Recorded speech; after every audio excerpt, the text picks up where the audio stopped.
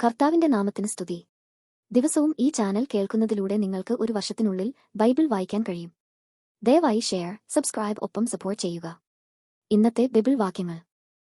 സംഖ്യാപുസ്തകം 11 അധ്യായം 1 മുതലുള്ള വാക്യങ്ങൾ. സംഖ്യാപുസ്തകം 11 അധ്യായം 1 മുതലുള്ള വാക്യങ്ങൾ. അനന്തരം ജനം യഹോവയ്ക്ക് അനിഷ്ടം തോന്നുമാർ പിറുപിറുത്തു.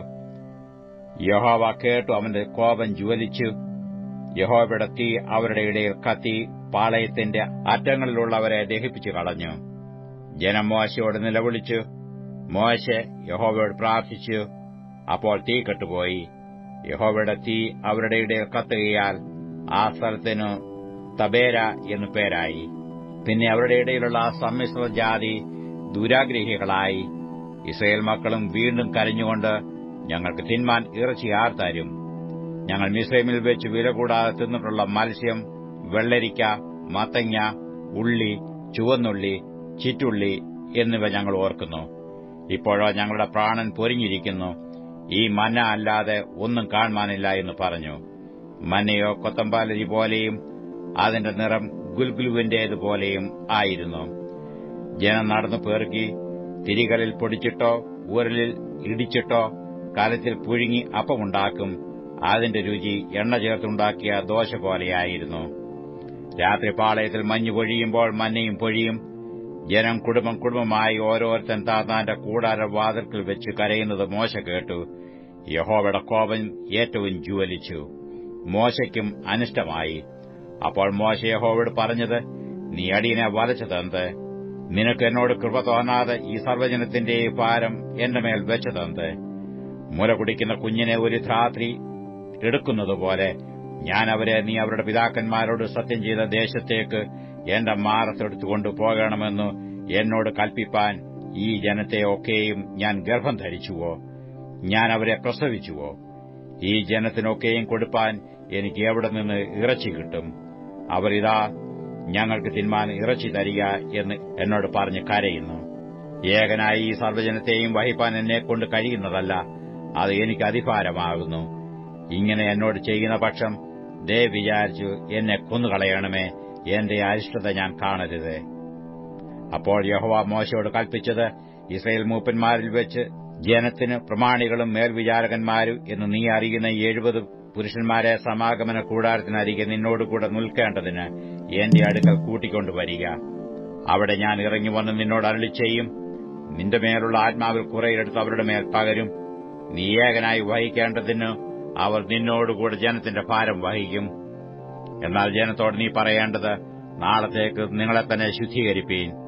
എന്നാൽ നിങ്ങൾ ഇറച്ചി തിന്നും. ഞങ്ങൾക്ക് തിന്മാൻ ഇറച്ചി ആർ തരും? മിസ്രൈമിൽ ഞങ്ങൾക്ക് നന്നായിരുന്നുവെന്ന് നിങ്ങൾ പറഞ്ഞു. യഹോവ കേൾക്കെ കരഞ്ഞുവല്ലോ. ആകയാൽ യഹോവ നിങ്ങൾക്ക് ഇറച്ചി തരികയും നിങ്ങൾ തിന്നുകയും ചെയ്യും. 1 ദിവസമല്ല, 2 ദിവസമല്ല, 5 ദിവസമല്ല, 10 ദിവസമല്ല, 20 ദിവസവുമല്ല, 1 മാസം മുഴുവനും തന്നെ. അത് നിങ്ങളുടെ മൂക്കിൽ കൂടി പുറപ്പെട്ടു നിങ്ങൾക്ക് ഓക്കാനം വരുവോളം നിങ്ങൾ തിന്നും. നിങ്ങളുടെ ഇടയിലുള്ള യഹോവയെ നിങ്ങൾ നിരസിക്കുകയും ഞങ്ങൾ മിസ്രൈമിൽ നിന്ന് എന്തിനു പുറപ്പെട്ടു പോന്നുവെന്ന് പറഞ്ഞു അവന്റെ മുമ്പാകെ കരയുകയും ചെയ്തിരിക്കുന്നുവല്ലോ. അപ്പോൾ മോശെ, എന്നോടുകൂടെയുള്ള ജനം 6 ലക്ഷം കാലാളുണ്ട്. 1 മാസം മുഴുവൻ തിന്മാൻ ഞാൻ അവർക്ക് ഇറച്ചി കൊടുക്കുമെന്ന് നീ അരുളി ചെയ്യുന്നു. അവർക്ക് മതിയാകും വണ്ണം ആടുകളെയും മാടുകളെയും അവർക്ക് വേണ്ടി അറുക്കുമോ? അവർക്ക് മതിയാകും വണ്ണം സമുദ്രത്തിലെ മത്സ്യത്തെയൊക്കെയും അവർക്ക് വേണ്ടി പിടിച്ചുകൂട്ടുമോ എന്ന് ചോദിച്ചു. യഹോവ മോശയോട്, യഹോവയുടെ കൈ കുറുതായിപ്പോയോ? എന്റെ വചനം നിവൃത്തിയാകുമോ ഇല്ലയോ എന്ന് നീ ഇപ്പോൾ കാണും എന്ന് കൽപ്പിച്ചു. അങ്ങനെ മോശെ ചെന്ന് യഹോവയുടെ വചനങ്ങളെ ജനത്തോട് പറഞ്ഞു. ജനത്തിന്റെ മൂപ്പന്മാരിൽ 70 പുരുഷന്മാരെ കൂട്ടി കൂടാരത്തിന് ചുറ്റിലും നിർത്തി. എന്നാറെ യഹോവ ഒരു മേഘത്തിലിറങ്ങി അവനോട് അരുളി ചെയ്തു. അവന്മേലുള്ള ആത്മാവ് കുറെയെടുത്ത് മൂപ്പന്മാരായ ആ 70 പുരുഷന്മാർക്ക് കൊടുത്തു. ആത്മാവ് അവരുടെ മേൽ ആവസിച്ചപ്പോൾ അവർ പ്രവചിച്ചു. പിന്നെ അങ്ങനെ ചെയ്തില്ല താനും. എന്നാൽ ആ പുരുഷന്മാരിൽ 2 പേർ പാളയത്തിൽ തന്നെ താമസിച്ചിരുന്നു. ഒരുത്തൻ എൽദാദ് എന്നും മറ്റവന് മേദാദ് എന്നും പേർ. ആത്മാവ് അവരുടെ മേലും ആവസിച്ചു. അവരും പേരെഴുതിയവരിൽ ഉള്ളവരായിരുന്നുവെങ്കിലും കൂടാരത്തിലേക്ക് ചെന്നിരുന്നില്ല. അവർ പാളയത്തിൽ വെച്ച് പ്രവചിച്ചു. അപ്പോൾ ഒരു ബാല്യക്കാരൻ മോശയുടെ അടുക്കൽ ഓടിച്ചെന്നു, എൽദാദും മേദാദും പാളയത്തിൽ വെച്ച് പ്രവചിക്കുന്നു എന്ന് അറിയിച്ചു. എന്നാൽ നൂന്റെ മകനായി ബാല്യം മുതൽ മോശയുടെ ശുശ്രൂഷനായിരുന്ന യോശുവ, എന്റെ യജമാനനെ മോശയെ അവരെ വിരോധിക്കണമേ എന്ന് പറഞ്ഞു. മോശെ അവനോട്, എന്നെ വിചാരിച്ച് നീ അസൂയപ്പെടുന്നുവോ? യഹോവയുടെ ജനമൊക്കെയും പ്രവാചകന്മാരായും യഹോവ തന്റെ ആത്മാവിനെ അവരുടെ മേൽ പകരുകയും ചെയ്തെങ്കിൽ കൊള്ളായിരുന്നു എന്ന് പറഞ്ഞു. പിന്നെ മോശയും ഇസ്രായേൽ മൂപ്പന്മാരും പാളയത്തിൽ വന്നു ചേർന്നു. അനന്തരം യഹോവ അയച്ച ഒരു കാറ്റൂതി കടലിൽ നിന്ന് കാടയെ കൊണ്ടുവന്ന് പാളയത്തിന് സമീപത്ത് ഒരു ദിവസത്തെ വഴി ഇങ്ങോട്ടും ഒരു ദിവസത്തെ വഴി അങ്ങോട്ടും, ഇങ്ങനെ പാളയത്തിന്റെ ചുറ്റിലും നിലത്തോട് ഏകദേശം 2 മുഴം അടുത്തു പറന്നു നിൽക്കുമാറാക്കി. ജനം എഴുന്നേറ്റു. അന്ന് പകൽ മുഴുവനും രാത്രി മുഴുവനും പിറ്റേനാൾ മുഴുവനും കാടയെ പിടിച്ചു കൂട്ടി. നന്നാ കുറച്ചു പിടിച്ചവൻ 10 പറ പിടിച്ചുകൂട്ടി. അവർ അവയെ പാളയത്തിന്റെ ചുറ്റിലും ചീക്കി. എന്നാൽ ഇറച്ചി അവരുടെ പല്ലിനിടയിൽ ഇരിക്കുമ്പോൾ അത് ചവച്ചിറക്കും മുമ്പേ തന്നെ യഹോവയുടെ കോപം ജനത്തിന്റെ നേരെ ജ്വലിച്ചു. യഹോവ ജനത്തെ ഒരു മഹാബാധ കൊണ്ട് സംഹരിച്ചു. ദുരാഗ്രഹികളുടെ കൂട്ടത്തെ അവിടെ കുഴിച്ചിട്ടതുകൊണ്ട് ആ സ്ഥലത്തിന് കിബ്രോത്ത് ഹത്താവ എന്ന് പേരായി. കിബ്രോത്ത് ഹത്താവ വിട്ട് ജനം ഹസേരോത്തിലേക്ക് പുറപ്പെട്ടു ചെന്നു ഹസേരോത്തിൽ പാർത്തു. സംഖ്യാപുസ്തകം 12-ാം അധ്യായം 1 മുതലുള്ള വാക്യങ്ങൾ. സംഖ്യാപുസ്തകം 12-ാം അധ്യായം 1 മുതലുള്ള വാക്യങ്ങൾ. മോശെ ഒരു കൂശസ്ത്രീയെ വിവാഹം ചെയ്തിരുന്നതുകൊണ്ട് കൂശസ്ത്രീ നിമിത്തം മിരിയാമും അഹരോനും അവന് വിരോധമായി സംസാരിച്ചു. യഹോവ മോശെ മുഖാന്തരം മാത്രമേ അരുളി ചെയ്തിട്ടുള്ളുവോ? ഞങ്ങൾ മുഖാന്തരവും അരുളി ചെയ്തിട്ടില്ലയോ എന്ന് പറഞ്ഞു. യഹോവ അത് കേട്ടു. മോശെ എന്ന പുരുഷനോ ഭൂതലത്തിലുള്ള സകല മനുഷ്യരിലും അതിസൗമ്യനായിരുന്നു. പെട്ടെന്ന് യഹോവ മോശയോടും അഹരോനോടും മിരിയാമിനോടും, നിങ്ങൾ മൂവരും സമാഗമന കൂടാരത്തിങ്കൽ വരുവീൻ എന്ന് കൽപ്പിച്ചു. അവർ മൂവരും ചെന്നു. യഹോവ മേഘസ്തംഭത്തിൽ ഇറങ്ങി കൂടാരവാതിൽക്കൽ നിന്ന് അഹരോനെയും മിരിയാമിനെയും വിളിച്ചു. അവർ ഇരുവരും അങ്ങോട്ട് ചെന്നു. പിന്നെ അവർ അരുളി ചെയ്തത്, എന്റെ വചനങ്ങളെ കേൾപ്പീൻ. നിങ്ങളുടെ ഇടയിൽ ഒരു പ്രവാചകൻ ഉണ്ടെങ്കിൽ യഹോവയായ ഞാൻ അവന് ദർശനത്തിൽ എന്നെ വെളിപ്പെടുത്തുകയും സ്വപ്നത്തിൽ അവനോട് അരുളി ചെയ്യുകയും ചെയ്യും. എന്റെ ദാസനായ മോശയെ അങ്ങനെയല്ല. അവൻ എന്റെ ഗ്രഹത്തിലൊക്കെയും വിശ്വസ്തനാകുന്നു. അവനോട് ഞാൻ അരുളി ചെയ്യുന്നത് മറുപൊരുളായിട്ടല്ല, അഭിമുഖമായിട്ടും സ്പഷ്ടമായിട്ടുമത്രേ. അവൻ യഹോവയുടെ രൂപം കാണുകയും ചെയ്യും. അങ്ങനെയിരിക്കെ നിങ്ങൾ എന്റെ ദാസനായ മോശയ്ക്ക് വിരോധമായി സംസാരിപ്പാൻ ശങ്കിക്കാഞ്ഞത് എന്ത്? യഹോവയുടെ കോപം അവരുടെ നേരെ ജ്വലിച്ചു. അവൻ മറഞ്ഞു. മേഘവും കൂടാരത്തിന്മേൽ നിന്നു നീങ്ങിപ്പോയി. മിരിയാം ഹിമം പോലെ വെളുത്തു കുഷ്ഠരോഗിണിയായി. അഹരോൻ മിരിയാമിനെ നോക്കിയപ്പോൾ അവൾ കുഷ്ഠരോഗിണി എന്ന് കണ്ടു. അഹരോൻ മോശയോട്, അയ്യോ യജമാനനെ, ഞങ്ങൾ ഭോഷത്വമായി ചെയ്തുപോയ ഈ പാപം ഞങ്ങളുടെ മേൽ വെക്കരുതേ. അമ്മയുടെ ഗർഭത്തിൽ നിന്ന് പുറപ്പെടുമ്പോൾ മാംസം പകുതി അഴുകിയിരിക്കുന്ന ചാപിള്ളയെപ്പോലെ ഇവൾ ആകരുതേ എന്ന് പറഞ്ഞു. അപ്പോൾ മോശെ യഹോവയോട്, ദൈവമേ, അവളെ സൗഖ്യമാക്കണമേ എന്ന് നിലവിളിച്ചു. യഹോവ മോശയോട്, അവളുടെ അപ്പൻ അവളുടെ മുഖത്ത് തുപ്പിയെങ്കിൽ അവൾ 7 ദിവസം ലജ്ജിച്ചിരിക്കയില്ലയോ? അവളെ 7 ദിവസത്തേക്ക് പാളയത്തിന് പുറത്ത് അടച്ചിടേണം. പിന്നത്തേതിൽ അവളെ ചേർത്തുകൊള്ളാം എന്ന് കൽപ്പിച്ചു. അങ്ങനെ മിരിയാമിനെ 7 ദിവസം പാളയത്തിന് പുറത്തോ ആക്കി അടച്ചിട്ടു. അവളെ വീണ്ടും അംഗീകരിച്ചതുവരെ ജനം യാത്ര ചെയ്യാതിരുന്നു. അതിന്റെ ശേഷം ജനം ഹസേരോത്തിൽ നിന്ന് പുറപ്പെട്ടു പാരാൻ മരുഭൂമിയിൽ പാളയമിറങ്ങി. അപ്പോസ്തലനായ പൗലോസ് റോമർക്കെഴുതിയ ലേഖനം 1-ാം അധ്യായം 1 മുതലുള്ള വാക്യങ്ങൾ. റോമർ 1-ാം അധ്യായം 1 മുതലുള്ള വാക്യങ്ങൾ. ദൈവം തന്റെ പുത്രനും നമ്മുടെ കർത്താവുമായ യേശുക്രിസ്തുവിനെക്കുറിച്ച് വിശുദ്ധ രേഖകളിൽ തന്റെ പ്രവാചകന്മാർ മുഖാന്തരം മുമ്പുകൂട്ടി വാഗ്ദത്തം ചെയ്ത സുവിശേഷത്തിനായി വേർതിരിച്ച് വിളിക്കപ്പെട്ട അപ്പോസ്തലനും യേശുക്രിസ്തുവിന്റെ ദാസനുമായ പൗലോസ്, റോമയിൽ ദൈവത്തിന് പ്രിയരും വിളിക്കപ്പെട്ട വിശുദ്ധന്മാരുമായ എല്ലാവർക്കും എഴുതുന്നത്, നമ്മുടെ പിതാവായ ദൈവത്തിങ്കൽ നിന്നും കർത്താവായ യേശുക്രിസ്തുവിങ്കൽ നിന്നും നിങ്ങൾക്ക് കൃപയും സമാധാനവും ഉണ്ടാകട്ടെ. ജഡം സംബന്ധിച്ച് ദാവീദിന്റെ സന്തതിയിൽ നിന്ന് ജനിക്കുകയും മരിച്ചിട്ട് ഉയർത്തെഴുന്നേൽക്കയാൽ വിശുദ്ധിയുടെ ആത്മാവ് സംബന്ധിച്ച് ദൈവപുത്രൻ എന്ന് ശക്തിയോടെ നിർണയിക്കപ്പെടുകയും ചെയ്തിരിക്കുന്നവനാലല്ലോ ഞങ്ങൾ അവന്റെ നാമത്തിനായി സകല ജാതികളുടെയും ഇടയിൽ വിശ്വാസത്തിന് അനുസരണം വരുത്തേണ്ടതിന് കൃപയും അപ്പോസ്തലത്വവും പ്രാപിച്ചത്. അവരിൽ യേശുക്രിസ്തുവിനായി വിളിക്കപ്പെട്ട നിങ്ങളും ഉൾപ്പെട്ടിരിക്കുന്നു. നിങ്ങളുടെ വിശ്വാസം സർവ്വലോകത്തിലും പ്രസിദ്ധമായിരിക്കുന്നതിനാൽ ഞാൻ ആദ്യം തന്നെ എന്റെ ദൈവത്തിന് യേശുക്രിസ്തു മുഖാന്തരം നിങ്ങൾക്കെല്ലാവർക്കും വേണ്ടി സ്തോത്രം ചെയ്യുന്നു.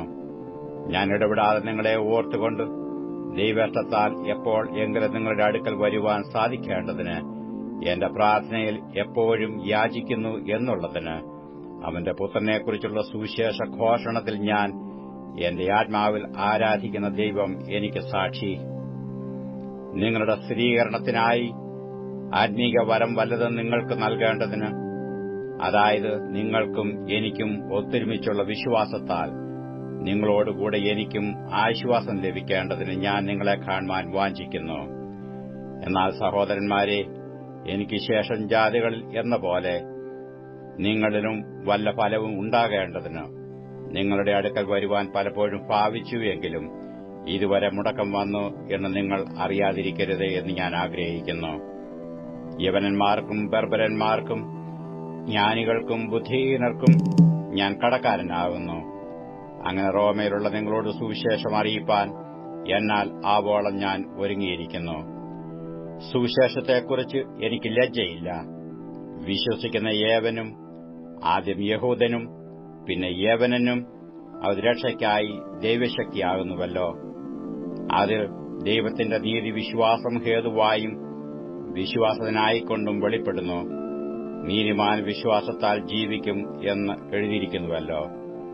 അനീതി കൊണ്ട് സത്യത്തെ തടുക്കുന്ന മനുഷ്യരുടെ സകല അഭക്തിക്കും അനീതിക്കും നേരെ ദൈവത്തിന്റെ കോപം സ്വർഗ്ഗത്തിൽ നിന്ന് വെളിപ്പെടുന്നു. ദൈവത്തെക്കുറിച്ച് അറിയാവുന്നത് അവർക്ക് വെളിവായിരിക്കുന്നു. ദൈവം അവർക്ക് വെളിവാക്കിയല്ലോ. അവന്റെ നിത്യാശക്തിയും ദിവ്യത്വവുമായി അവന്റെ അദൃശ്യലക്ഷണങ്ങൾ ലോകസൃഷ്ടിക്കു മുതൽ അവന്റെ പ്രവൃത്തികളാൽ ബുദ്ധിക്ക് തെളിവായി വെളിപ്പെട്ടു വരുന്നു. അവർക്ക് പ്രതിവാദമില്ലാതിരിക്കേണ്ടതിന് തന്നെ അവ ദൈവത്തെ അറിഞ്ഞിട്ടും അവനെ ദൈവമെന്ന് ഓർത്ത് മഹത്വീകരിക്കുകയോ നന്ദി കാണിക്കുകയോ ചെയ്യാതെ തങ്ങളുടെ നിരൂപണങ്ങളിൽ വ്യർത്ഥരായി തീർന്നു. അവരുടെ വിവേകമില്ലാത്ത ഹൃദയം ഇരുണ്ടുപോയി. ജ്ഞാനികളെന്ന് പറഞ്ഞുകൊണ്ട് അവർ മൂഢരായിപ്പോയി. അക്ഷയനായ ദൈവത്തിന്റെ തേജസ്സിനെ അവർ ക്ഷയമുള്ള മനുഷ്യൻ, പക്ഷി, നാൽക്കാലി, ഇഴജാതി എന്നിവരുടെ രൂപസാദൃശ്യമായി മാറ്റിക്കളഞ്ഞു. അതുകൊണ്ട് ദൈവം അവരെ തങ്ങളുടെ ഹൃദയങ്ങളിലെ മോഹങ്ങളിൽ സ്വന്തം ശരീരങ്ങളെ തമ്മിൽ തമ്മിൽ അവമാനിക്കേണ്ടതിന് അശുദ്ധിയിലേൽപ്പിച്ചു. ദൈവത്തിന്റെ സത്യം അവർ വ്യാജമാക്കി മാറ്റിക്കളഞ്ഞു. സൃഷ്ടിച്ചവനേക്കാൾ സൃഷ്ടിയെ ഭജിച്ച് ആരാധിച്ചു. അവൻ എന്നേക്കും വാഴ്ത്തപ്പെട്ടവൻ. ആമേൻ. അതുകൊണ്ട് ദൈവം അവരെ അവമാനരാഗങ്ങളിൽ ഏൽപ്പിച്ചു. അവരുടെ സ്ത്രീകൾ സ്വാഭാവിക ഭോഗത്തെ സ്വഭാവവിരുദ്ധമാക്കി കളഞ്ഞു. അവണ്ണം പുരുഷന്മാരും സ്വാഭാവിക സ്ത്രീഭോഗം വിട്ടു അന്യോന്യം കാമം ജ്വലിച്ചു ആണോട് ആൺ അവലക്ഷണമായി പ്രവർത്തിച്ചു. ഇങ്ങനെ അവർ തങ്ങളുടെ വിഭ്രമത്തിന് യോഗ്യമായ പ്രതിഫലം തങ്ങളിൽ തന്നെ പ്രാപിച്ചു. ദൈവത്തെ പരിജ്ഞാനത്തിൽ ധരിപ്പാൻ ഇഷ്ടമില്ലാഞ്ഞതിന് തക്കവണ്ണം ദൈവം അവരെ ഉചിതമല്ലാതെ ചെയ്യുവാൻ നികൃഷ്ടബുദ്ധിയിൽ ഏൽപ്പിച്ചു. അവർ സകല അനീതിയും ദുഷ്ടതയും അത്യാഗ്രഹവും ദുർബുദ്ധിയും നിറഞ്ഞവർ, അസൂയ, കുല, പിണക്കം, കപടം, ദുശീലം എന്നിവ തിങ്ങിയവർ, കുരളക്കാർ, ഏഷണിക്കാർ, ദൈവദ്വേഷികൾ, നിഷ്ഠൂരന്മാർ, ഗർവിഷ്ഠന്മാർ, ആത്മപ്രശംസക്കാർ, പുതുദോഷം സങ്കൽപ്പിക്കുന്നവർ, മാതാപിതാക്കന്മാരെ അനുസരിക്കാത്തവർ, ബുദ്ധിഹീനർ, നിയമലംഘികൾ, വാത്സല്യമില്ലാത്തവർ, കനിവറ്റവർ, ഈ വക പ്രവർത്തിക്കുന്നവർ മരണയോഗ്യർ എന്നുള്ള ദൈവന്യായം അവർ അറിഞ്ഞിട്ടും അവയെ പ്രവർത്തിക്ക മാത്രമല്ല, പ്രവർത്തിക്കുന്നവരിൽ പ്രസാദിക്കുകയും കൂടെ ചെയ്യുന്നു. അപ്പോസ്തലനായ പൗലോസ് റോമർക്കെഴുതിയ ലേഖനം 2-ാം അധ്യായം 1 മുതലുള്ള വാക്യങ്ങൾ. റോമർ 2-ാം അധ്യായം 1 മുതലുള്ള വാക്യങ്ങൾ. അതുകൊണ്ട് വിധിക്കുന്ന ഏതു മനുഷ്യനുമായുള്ളവേ, നിനക്ക് പ്രതിവാദം പറവാനില്ല. അന്യനെ വിധിക്കുന്നതിൽ നീ നിന്നെ തന്നെ കുറ്റം വിധിക്കുന്ന നീ അത് തന്നെ പ്രവർത്തിക്കുന്നുവല്ലോ. എന്നാൽ ആ വക പ്രവർത്തിക്കുന്നവരുടെ നേരെ ദൈവത്തിന്റെ വിധി സത്യാനുസരണമായിരിക്കുന്നു എന്ന് നാം അറിയുന്നു. ആ വക പ്രവർത്തിക്കുന്നവരെ വിധിക്കുകയും അത് തന്നെ പ്രവർത്തിക്കുകയും ചെയ്യുന്ന മനുഷ്യ, നീ ദൈവത്തിന്റെ വിധിയിൽ നിന്ന് തെറ്റി ഒഴിയും എന്ന് നനയ്ക്കുന്നുവോ?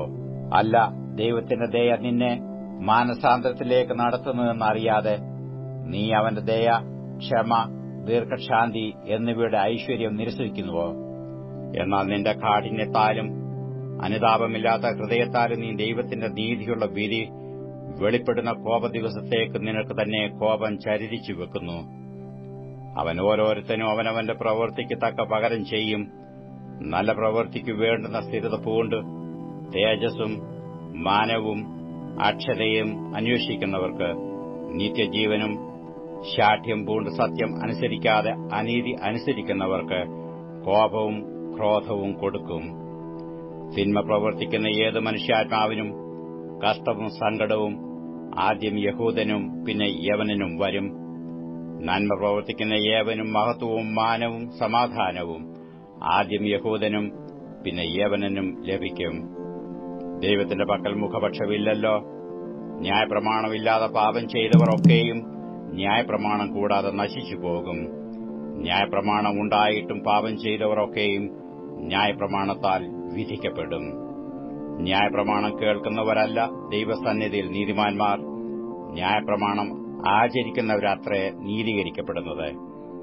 ന്യായപ്രമാണമില്ലാത്ത ജാതികൾ ന്യായപ്രമാണത്തിലുള്ളത് സ്വഭാവത്താൽ ചെയ്യുമ്പോൾ ന്യായപ്രമാണമില്ലാത്ത അവർ തങ്ങൾക്ക് തന്നെ ഒരു ന്യായപ്രമാണം ആകുന്നു. അവരുടെ മനസ്സാക്ഷി കൂടെ സാക്ഷ്യം പറഞ്ഞും അവരുടെ വിചാരങ്ങൾ തമ്മിൽ കുറ്റം ചുമത്തുകയോ പ്രതിവാദിക്കുകയോ ചെയ്തും കൊണ്ട് അവർ ന്യായപ്രമാണത്തിന്റെ പ്രവൃത്തി തങ്ങളുടെ ഹൃദയത്തിൽ എഴുതിയിരിക്കുന്നതായി കാണിക്കുന്നു. ദൈവം യേശുക്രിസ്തു മുഖാന്തരം മനുഷ്യരുടെ രഹസ്യങ്ങളെ എന്റെ സുവിശേഷപ്രകാരം ന്യായം വിധിക്കുന്ന നാളിൽ തന്നെ നീയോ യഹൂദനെന്നു പേർകൊണ്ടും ന്യായപ്രമാണത്തിൽ ആശ്രയിച്ചും ദൈവത്തിൽ പ്രശംസിച്ചും ന്യായപ്രമാണത്തിൽ നിന്ന് പഠിക്കിയാൽ അവന്റെ ഇഷ്ടം അറിഞ്ഞും ഭേദാഭേദങ്ങൾ വിവേചിച്ചും ജ്ഞാനത്തിന്റെയും സത്യത്തിന്റെയും സ്വരൂപം ന്യായപ്രമാണത്തിൽ നിന്ന് നിനക്ക് ലഭിച്ചതുകൊണ്ട് നീ കുരുടർക്ക് വഴി കാട്ടുന്നവൻ, ഇരുട്ടിലുള്ളവർക്ക് വെളിച്ചം, മൂഢരെ പഠിപ്പിക്കുന്നവൻ, ശിശുക്കൾക്ക് ഉപദേഷ്ടാവ് എന്ന് ഉറച്ചുമിരിക്കുന്നെങ്കിൽ, ഹേ അന്യനെ ഉപദേശിക്കുന്നവനെ, നീ നിന്നെ തന്നെ ഉപദേശിക്കാത്തത് എന്ത്? മോഷ്ടിക്കരുത് എന്ന് പ്രസംഗിക്കുന്ന നീ മോഷ്ടിക്കുന്നുവോ? വ്യഭിചാരം ചെയ്യരുത് എന്ന് പറയുന്ന നീ വ്യഭിചാരം ചെയ്യുന്നുവോ? വിഗ്രഹങ്ങളെ വെറുക്കുന്ന നീ ക്ഷേത്രം കവർച്ച ചെയ്യുന്നുവോ? ന്യായപ്രമാണത്തിൽ പ്രശംസിക്കുന്ന നീ ന്യായപ്രമാണ ലംഘനത്താൽ ദൈവത്തെ അവമാനിക്കുന്നുവോ? നിങ്ങൾ നിമിത്തം ദൈവത്തിന്റെ നാമം ജാതികളുടെ ഇടയിൽ ദൂഷിക്കപ്പെടുന്നുവെന്ന് എഴുതിയിരിക്കുന്നുവല്ലോ. നീ ന്യായപ്രമാണം ആചരിച്ചാൽ പരിച്ഛേദന പ്രയോജനമുള്ളത് സത്യം. ന്യായപ്രമാണം ലംഘിയായാലോ നിന്റെ പരിച്ഛേദന അഗ്രചർമ്മിയായി തീർന്നു. അഗ്രചർമ്മി ന്യായപ്രമാണത്തിന്റെ നിയമങ്ങളെ പ്രമാണിച്ചാൽ അവന്റെ അഗ്രചർമ്മം പരിച്ഛേദനയെന്ന് എണ്ണുകയില്ലയോ? സ്വഭാവത്താൽ അഗ്രചർമ്മിയായവൻ ന്യായപ്രമാണം അനുഷ്ഠിക്കുന്നു. എങ്കിൽ അക്ഷരവും പരിച്ഛേദനയുമുള്ള ന്യായപ്രമാണ ലംഘിയായ നിന്നെ അവൻ വിധിക്കുകയില്ലയോ? പുറമേ യഹൂദനായവൻ യഹൂദനല്ല, പുറമേ ജഡത്തിലുള്ളത് പരിച്ഛേദനയുമല്ല. അകമേ യഹൂദനായവനത്രേ യഹൂദൻ, അക്ഷരത്തിലല്ല ആത്മാവിലുള്ള ഹൃദയ പരിച്ഛേദനയത്രേ പരിച്ഛേദന. അവന് മനുഷ്യരാലല്ല ദൈവത്താൽ തന്നെ പുകഴ്ച ലഭിക്കും. 65 സങ്കീർത്തനം 1 മുതലുള്ള വാക്യങ്ങൾ. 65 സങ്കീർത്തനം 1 മുതലുള്ള വാക്യങ്ങൾ. ദൈവമേ, സിയോനിലെ സ്തുതി നിനക്ക് യോഗ്യം, നിനക്ക് തന്നെ നേർച്ച കഴിക്കുന്നു. പ്രാർത്ഥന കേൾക്കുന്നവനായുള്ളവേ, സകല ജഡവും നിന്റെ അടുക്കലേക്ക് വരുന്നു. എന്റെ അകൃത്യങ്ങൾ എന്റെ നേരെ അതിബലമായിരിക്കുന്നു. നീയോ ഞങ്ങളുടെ അതിക്രമങ്ങൾക്ക് പരിഹാരം വരുത്തും. നിന്റെ പ്രാകാരങ്ങളിൽ പാർക്കേണ്ടതിന് നീ തിരഞ്ഞെടുത്തു അടുപ്പിക്കുന്ന മനുഷ്യൻ ഭാഗ്യവാൻ. ഞങ്ങൾ നിന്റെ വിശുദ്ധ മന്ദിരമായ നിന്റെ ആലയത്തിലെ നന്മ കൊണ്ട് തൃപ്തന്മാരാകും. ഭൂമിയുടെ എല്ലാ അറുതികൾക്കും ദൂരത്തുള്ള സമുദ്രത്തിനും ആശ്രയമായിരിക്കുന്ന ഞങ്ങളുടെ രക്ഷയാം ദൈവമേ, നീ ഭയങ്കര കാര്യങ്ങളാൽ നീതിയോടെ ഞങ്ങൾക്ക് ഉത്തരമരുളുന്നു. അവൻ ബലം അരയ്ക്ക് കെട്ടിക്കൊണ്ട് തന്റെ ശക്തിയാൽ പർവ്വതങ്ങളെ ഉറപ്പിക്കുന്നു. അവൻ സമുദ്രങ്ങളുടെ മുഴക്കവും തിരമാലകളുടെ കോപവും ജാതികളുടെ കലഹവും ശമിപ്പിക്കുന്നു. ഭൂസീമാവാസികളും നിന്റെ ലക്ഷ്യങ്ങൾ നിമിത്തം ഭയപ്പെടുന്നു. ഉദയത്തിന്റെയും അസ്തമനത്തിന്റെയും ദിക്കുകളെ നീ ഘോഷിച്ചുല്ലസിക്കുമാറാക്കുന്നു. നീ ഭൂമിയെ സന്ദർശിച്ച് നനയ്ക്കുന്നു. നീ അതിനെ അത്യന്തം പുഷ്ടിയുള്ളതാക്കുന്നു. ദൈവത്തിന്റെ നദിയിൽ വെള്ളം നിറഞ്ഞിരിക്കുന്നു. ഇങ്ങനെ നീ ഭൂമിയെ ഒരുക്കി അവർക്ക് ധാന്യം കൊടുക്കുന്നു. നീ അതിന്റെ ഉഴവുചാലുകളെ നനയ്ക്കുന്നു. നീ അതിന്റെ കട്ട ഉടച്ച് നിരത്തുന്നു. മഴയാൽ നീ അതിനെ കുതിർക്കുന്നു. അതിലെ മുളയെ നീ അനുഗ്രഹിക്കുന്നു. നീ സംവത്സരത്തെ നിന്റെ നന്മ കൊണ്ട് അലങ്കരിക്കുന്നു. നിന്റെ പാതകൾ പുഷ്ടി പൊഴിക്കുന്നു. മരുഭൂമിയിലെ പുൽപ്പുറങ്ങൾ പുഷ്ടി പൊഴിക്കുന്നു. കുന്നുകൾ ഉല്ലാസം ധരിക്കുന്നു. മേച്ചൽപ്പുറങ്ങൾ ആട്ടിൻകൂട്ടങ്ങൾ കൊണ്ട് നിറഞ്ഞിരിക്കുന്നു. താഴ്വരകൾ ധാന്യം കൊണ്ട് മൂടിയിരിക്കുന്നു. അവ ആർക്കുകയും പാടുകയും ചെയ്യുന്നു.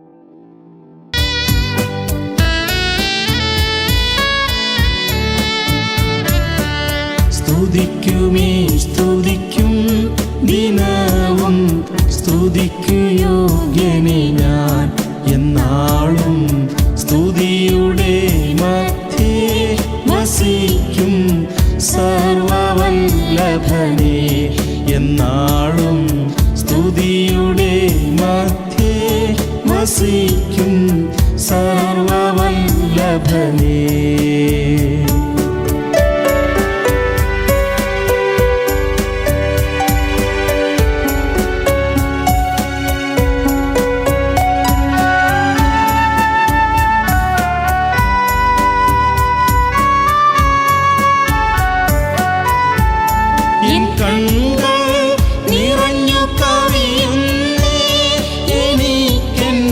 മനസ്സുയരുന്നേ അങ്ങു ഞാൻ എന്നു വന്നെത്തും. അങ്ങു ഞാൻ എന്നു വന്നെത്തും. എൻ പ്രിയ സ്തുതിക്കുമേ സ്തുതിക്കും ദിനവും സ്തുതിക്കു യോഗ്യനെ ഞാൻ എന്നാളും. സ്തുതിയുടെ മധ്യേ വസിക്കും സർവവല്ലഭനെ എന്നാളും. സ്തുതിയുടെ മധ്യേ വസിക്കും സർവവല്ലഭനെ.